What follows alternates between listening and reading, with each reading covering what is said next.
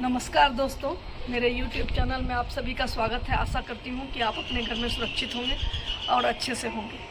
तो आज का दिन नर्सेस डे का दिन है। 12 मई को हम नर्सेस डे के रूप में 12 मई को हम लोग इंटरनेशनल नर्सेस डे के रूप में मनाते हैं। और मैं चूँकि एक नर्स हूँ तो मेरे लिए ये नर्सेस डे का काफ़ी महत्वपूर्ण दिन होता है। और आज हम सारे जो स्टाफ्स नर्सेस हैं वो काफ़ी गौरवान्वित होते हैं, क्योंकि हमारी जो आदर्श हैं फ्लोरेंस नाइटिंगेल, उनको हम याद करते हैं और उन्हीं के जन्मदिन पे ये दिवस मनाया जाता है। और आज हॉस्पिटल में हम लोगों ने केक कटिंग किया और नर्सेस डे को बहुत अच्छे से अपने डॉक्टर्स कलीग्स सभी के साथ सेलिब्रेट किया। और मैं चाहूँगी कि आप उसकी कुछ झलकियाँ ज़रूर देखें और देखकर कमेंट करें।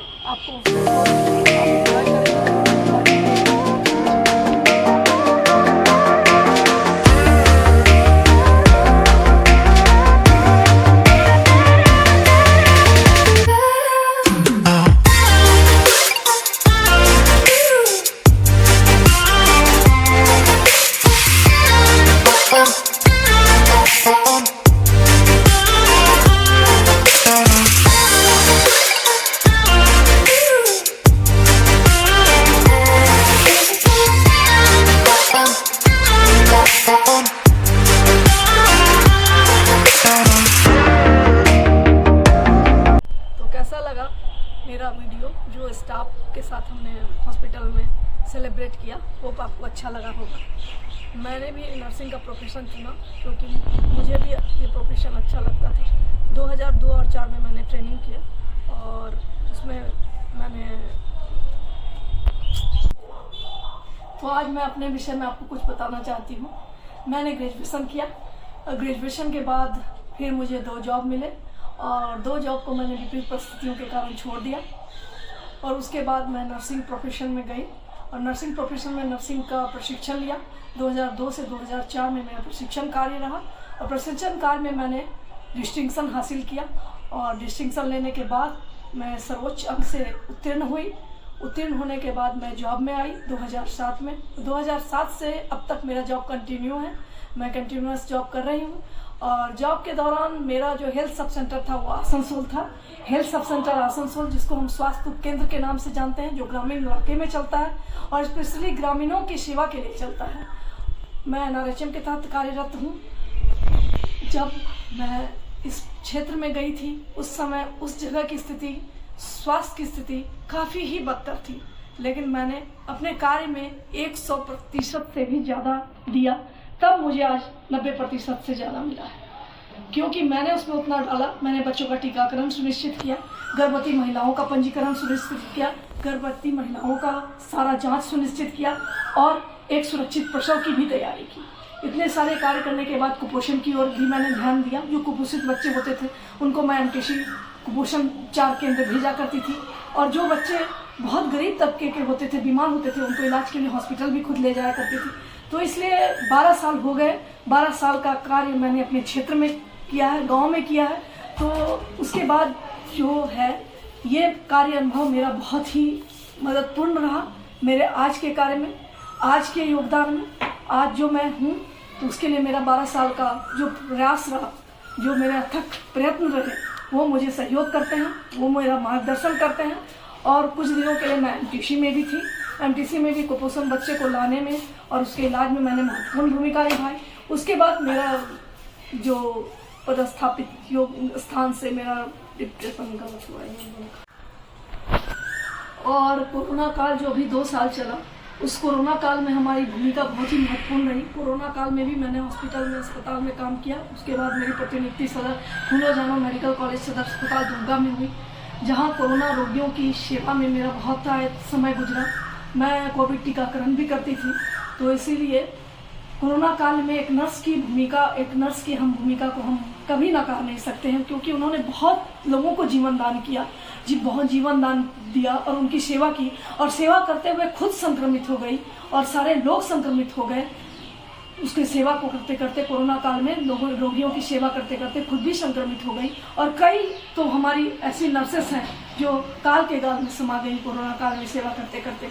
लेकिन उन्होंने अपने कर्तव्य को नहीं छोड़ा, अपने दायित्व को नहीं छोड़ा और अपने जिम्मेवारियों से कभी मुंह नहीं मोड़ा। इसलिए सभी नर्सेस को मेरा सलाम है। लेकिन आप दोस्तों ये बात कभी नहीं जानते हैं कि आज जो हम अंतर्राष्ट्रीय नर्सेस दिवस मना रहे हैं 12 मई को, वो फ्लोरेंस नाइटिंगेल के जन्म दिवस पर आधारित है। 12 मई 1820 में फ्लोरेंस नाइटिंगेल का जन्म एक समृद्ध परिवार में इंग्लैंड में हुआ था। वो एक समृद्ध परिवार से बिलोंग करती थी, लेकिन इसके बावजूद उन्होंने नर्सिंग पेशेस को चुना। तमाम विरोध और विद्रोहों के बावजूद वो नर्सिंग सेवा में आई और वो काफ़ी पढ़ी लिखी थी और समृद्ध घराने से थी।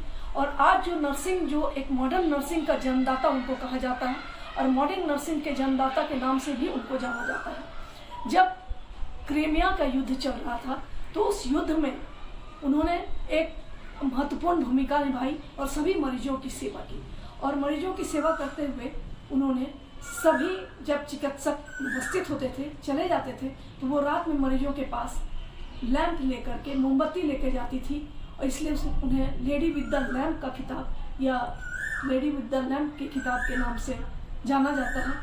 और उनको बहुत ही सम्मान दिया जाता है, बहुत ही आदर दिया जाता है। वो एक एक रोगियों के पास जाती, उनसे उनका हालचाल पूछती, उनकी सेवा करती, उनके लिए खत लिखती और खत लिख के उनके परिजनों को सूचित करती उनके हालचाल को।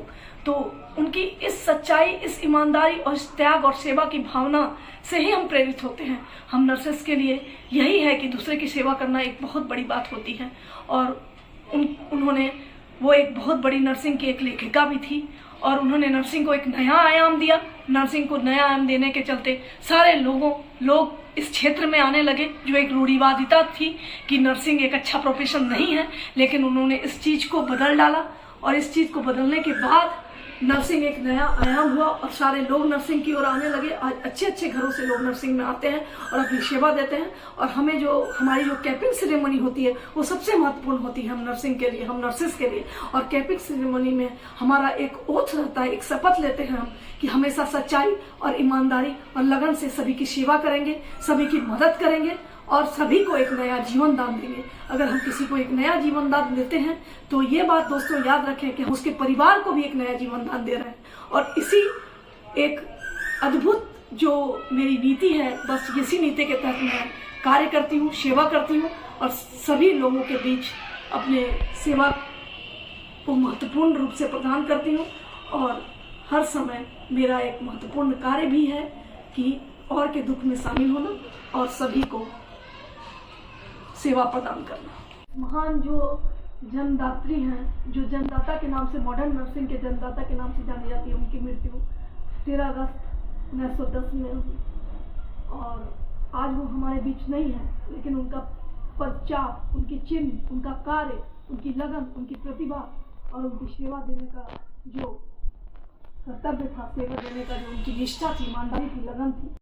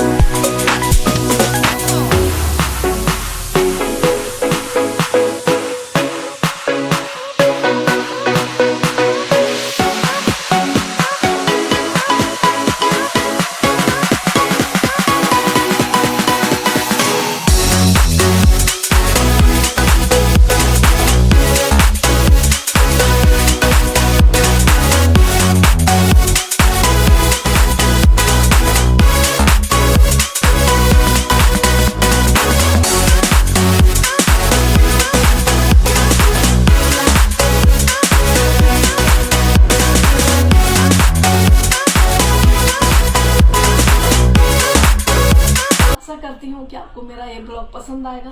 अगर मेरा ब्लॉग पसंद आए तो इसको सब्सक्राइब करें, शेयर करें, लाइक करें, कमेंट करें और देखें, ज़रूर मेरे ब्लॉग को देखें और देखकर कमेंट करें। इसी के साथ मैं अपने ब्लॉग को यहीं विराम देती हूँ और सभी नर्सेस को मेरा सलाम।